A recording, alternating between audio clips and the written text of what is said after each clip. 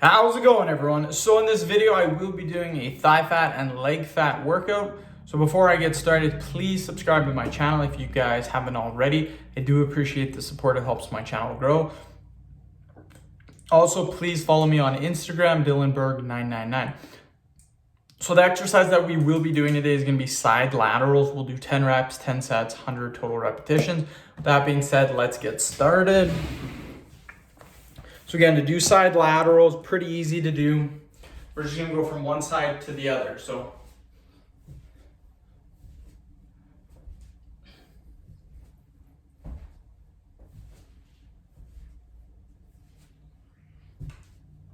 first set, done. Whew, just like that, you guys, pretty easy, pretty easy. Yeah, this is this is my first video of the day, so it's 3:10 right now. Pretty decent. I got till about 5:40 to make videos, so I got about 2.5 hours before the wife gets home. Generally, when she gets home, that's when I will stop making videos, just spend time with her. So yeah, hopefully get in quite a few videos for today. So let's talk about thigh fat. Let's talk about leg fat. Again, thigh fat, leg fat, any kind of fat, doesn't matter if you're chest fat, belly fat, side fat, your love handles, your back fat, your arm fat, whatever you want to call it, any sort of fat on your body. The way to get rid of that is calories in versus calories out. Doing specific type of exercises will help to a certain degree, but the main thing is calories in, calories out. Let's do another set.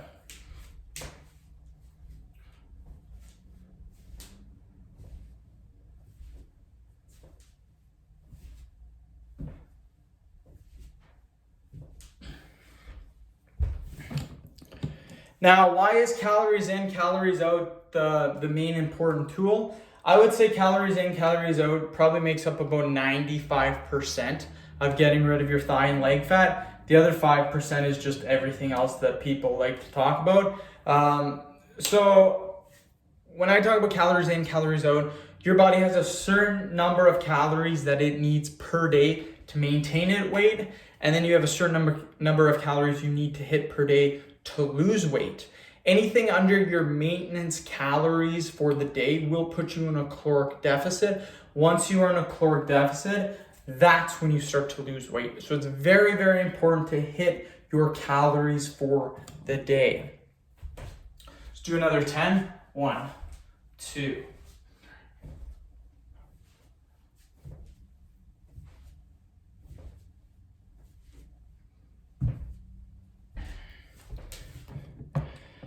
So yeah, very important. Now, people ask me, well, I don't know how many calories I need. Like, how do I start tracking my calories if I have no idea how many you need?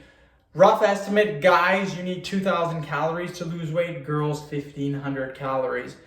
That's not me that's recommending that. That's the WHO, World Health Organizations, all these different kinds of people, all these scientists, nutritionists, they recommend for guys 2,000, girls 1,500. That's a rough estimate. Everyone's going to be a little bit different, but generally those are the numbers you should be hitting. Let's do another 10.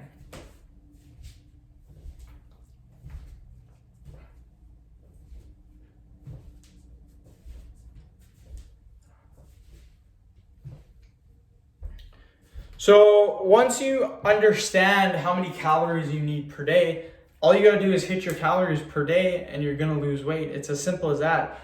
Now, people oftentimes struggle with, well, how do you calculate this? I don't know how much this is. I don't know how much that is.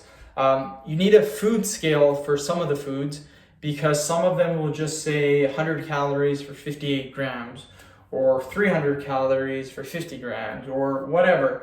So you need to get a food scale and then you need to weigh your food so you know exactly how many calories you are eating per day. Some other ways that you can do it that's pretty easy is if you're eating packaged foods, which most of the time is garbage food. But let's say, for example, you have a small bag of chips. It will actually say on the bag, one small bag of chip, like 300 calories. If you have a can of Coke, it'll say one can of Coke, 150 calories. It'll actually say 355 mils. but you know that the can is 355 mils. So different ways. Sometimes it will tell you how many calories are in it. Other times, majority of the time, you have to weigh your food. So that is the most important thing. What I don't like to see people do is spend hours and hours in the gym exercising and exercising, trying to get rid of the fat. When I first started bodybuilding, I gained 50 pounds in a year. I added a ton of muscle, but I also added a little bit of fat too. So I wanted to drop about 20, 30 pounds after I did my bulk. So what did I do? I went on the treadmill for probably 2-3 hours a day and didn't really track my calories. And guess what happened? I did that for probably a month, 2 months. I didn't drop any weight at all. I was on the treadmill for 2 to 3 hours jogging. I would do like anywhere from 10 to 15 miles and I didn't lose anything. So that just goes to show you that nutrition is everything. You can exercise and you still won't go anywhere if you do not track your calories.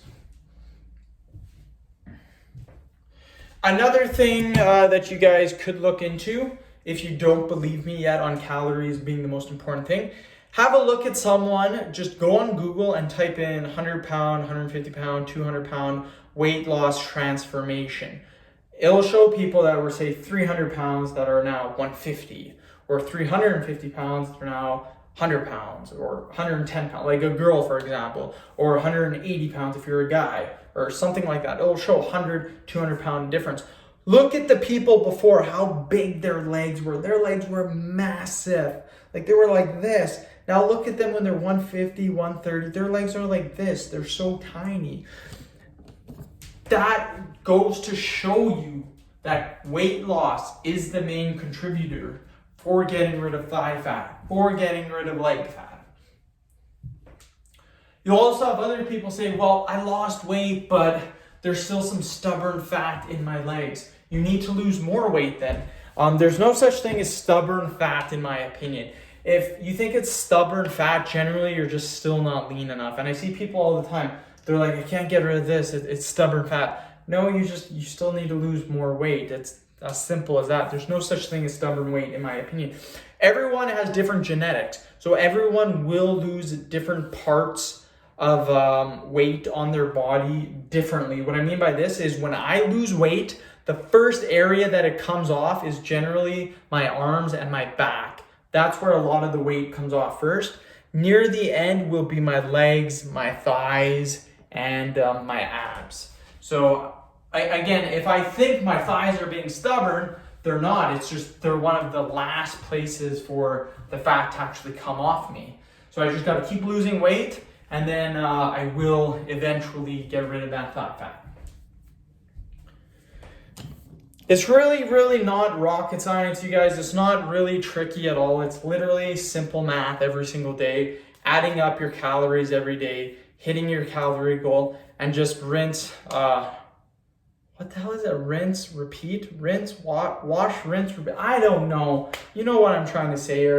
It's repetition over and over and over again until you get to your desired goal. So I mean, it's not super difficult to do. I recently just lost 32 pounds and it wasn't that hard. Don't get me wrong, there was 3 days out of my cut that were pretty bad, I'm not gonna lie. I was pretty hungry during those 3 days, but you're gonna have hunger cravings if you're cutting for a month, I cut it for 2 months.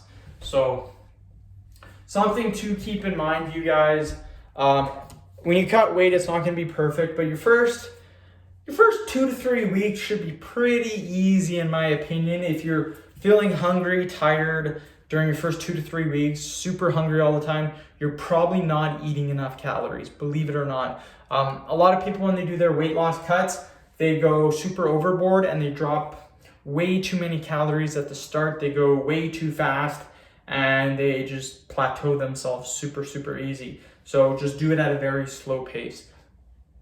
So I end the video. Thank you so much for watching. Please subscribe to my channel if you haven't already. Please like the video, share it. Please follow me on Instagram, Dylanberg999. Thanks.